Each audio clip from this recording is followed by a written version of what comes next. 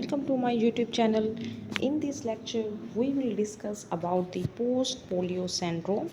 What is this post polio syndrome? इसका क्या मतलब है कि post means कि एक पोलियो कंडीशन है, पोलियोमाइलाइटिस, उसके बाद जो है वो कंडीशन है, उसके जो सिम्टम्स हैं, चीज़ें हैं, उस सिंड्रोम, तो उसे हम पोस्ट पोलियो के बाद जो है वो उससे हम कहते हैं पोस्ट पोलियो सिंड्रोम। इसकी डेफिनेशन क्या है? Ageing with poliomyelitis. इसकी रिसर्च एंड एपिडेमियोलॉजी की बात करें तो more than 1 million post polio syndromes survivors in the US find that they acquire other disabilities. ठीक है, इसका जो है वो research and epidemiology and how to help them.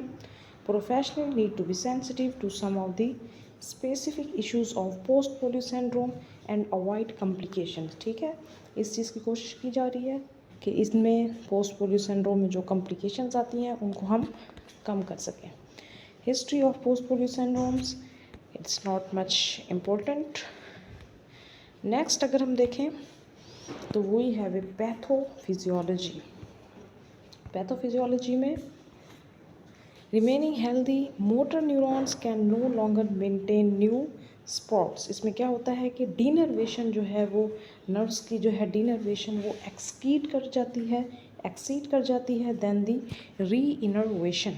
Motor neuronal loss due to reactivation of a permanent lateral virus. क्योंकि ये virus की वजह से होता है पोलियोमाइलाइटिस। तो इसमें क्या होता है कि जो नर्व्स हैं उन पेरिफेरल नर्व्स उनकी डी इनर्वेशन इंक्रीज हो जाती है देन दी री innervation.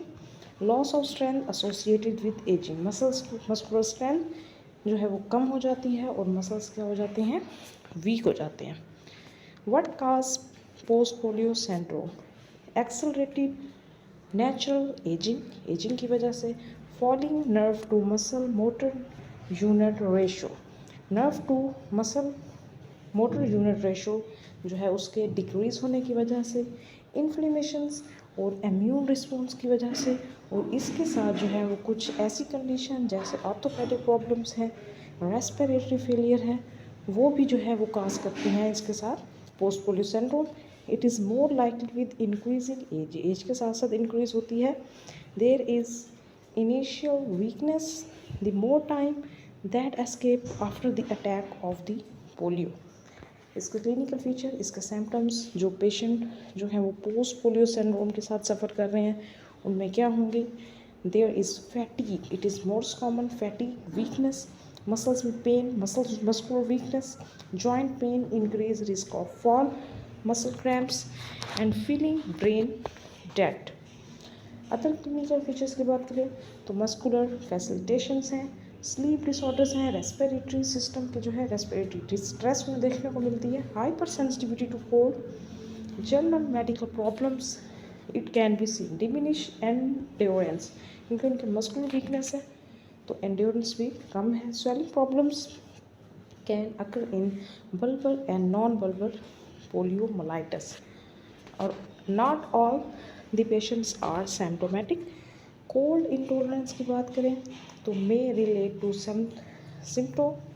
sympathetic intermediolateral column damage during acute poliomyelitis. Peripheral component may include muscular atrophy, means in decrease in the size of muscle. There is muscular weakness. Sleep apnea, it includes central and the obstructive sleep apnea.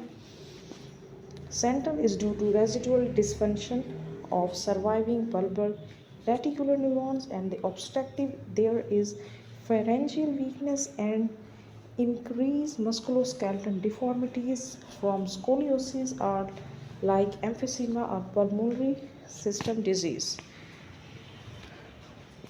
Causes of post polio syndrome, mostly unknown. Contributing factors इसमें क्या हो सकते हैं?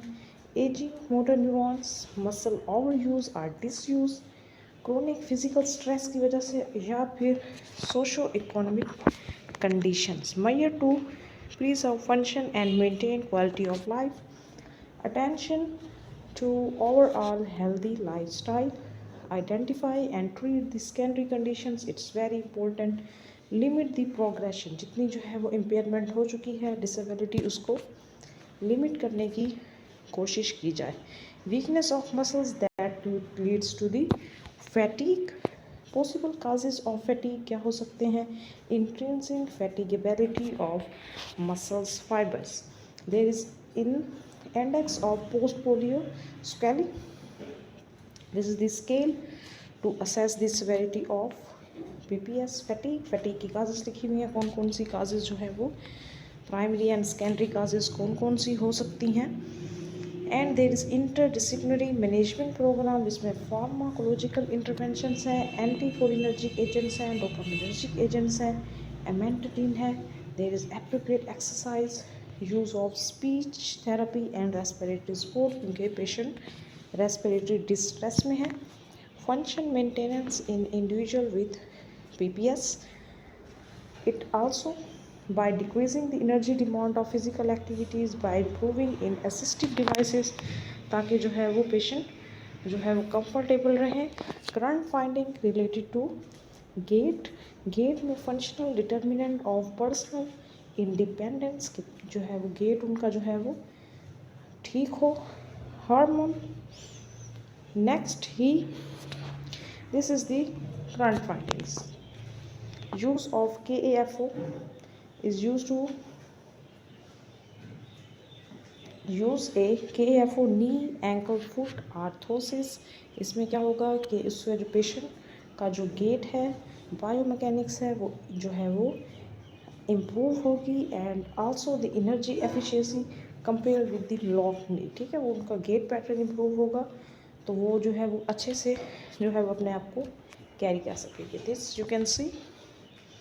And the role of rehabilitation professional and counselors, they must be knowledgeable, उन्हें पता होना चाहिए about the PPS।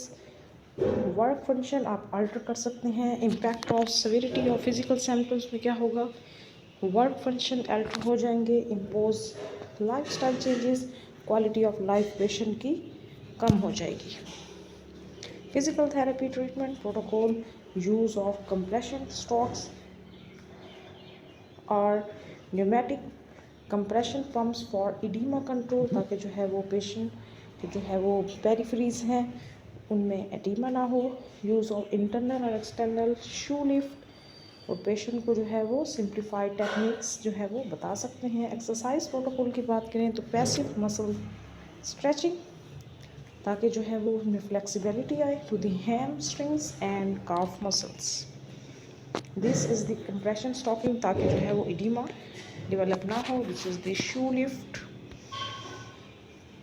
Active assistive exercises to the trunk and the upper extremity. Trunk muscle की हम स्ट्रेंथनिंग करवा सकते हैं, जो वीक मसल्स हैं, ताकि जो है वो रेस्पिरेशन में असिस्टेंट हो। Active isotonic exercises to the back extensors, lower extremity की मसल जो है वो स्ट्रेंथनिंग करवा सकते हैं। हैमस्ट्रिंग्स हैं, क्वाड्स हैं, काफ मसल्स हैं। रेजिस्टिव एक्सरसाइजेज, ताकि जो है वो पेशेंट के जो है मसल वीकनेस जो है वो कम हो। Gait training by use of walking aids. This you can see are the assistive devices, and this is the end of my lecture. Thank you.